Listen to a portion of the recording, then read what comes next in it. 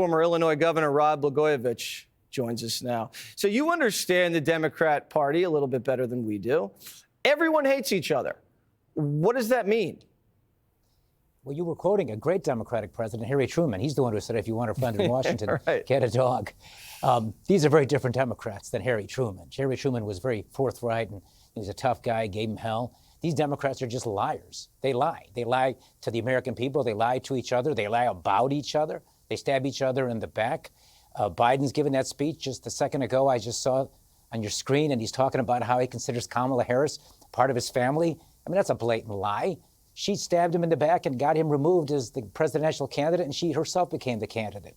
They lied about his fitness for office. They lied about Kamala Harris doing French fries at McDonald's. They lied. They can't even give you a straight answer, Jesse, to a simple question: how do you define a woman? And so their lies are coming around, and they're now, paying the price for all those lies. And what you have now is, you have a house divided against itself. And it's because no relationship that's predicated on lies could long endure, to paraphrase Lincoln. And that's what they're facing. And now they're blaming each other for the failures of the Biden administration. What's interesting about that speech last night, he's talking about the future in such a dark and pessimistic way that it ever crossed his mind that if that's the case, it's because he screwed up as president for the past 4 years? I don't think it did. I don't think much crosses his mind.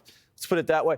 But you make an interesting point. If Barack and Jill and Joe and Nancy, and no one's talking to each other, they all hate each other, they're never going to be able to get it together to get this party ahead of where it is now, because right now it's a mess. Michelle, what is going on with Michelle? You're a Chicago guy. She's a Chicago gal. Have you ever seen her like this? I couldn't help but notice that she, as the former First Lady, she was famously said, when they go low, we go high. But now she's not going to attend Trump's inauguration with her husband. She didn't attend President Carter's funeral with her husband. I begin to think that maybe her non-attendance at Trump's inauguration has less to do with Trump and maybe more to do with Barack. Maybe that's a house divided. Who knows? I don't wish that on them.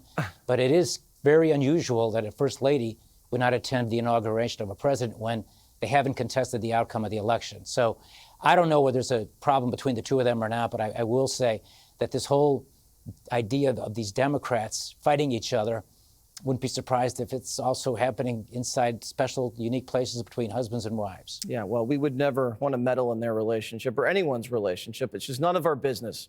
Right, Blagojevich? Nothing is our business. We're just going to stay out of it and see what happens. Good to see you. We're going to see you at the inaugural balls? Yes, I'm looking forward to it. I haven't been to an inauguration since 1996. As you know, I was gone for a while. This will be quite a different place than where I was for 8 years. All right, I'll see you at Kid Rock's hotel room. How about that? Okay. All right. Click here to subscribe to the Fox News YouTube page to catch our hottest interviews and most compelling analysis. You won't get it anywhere else.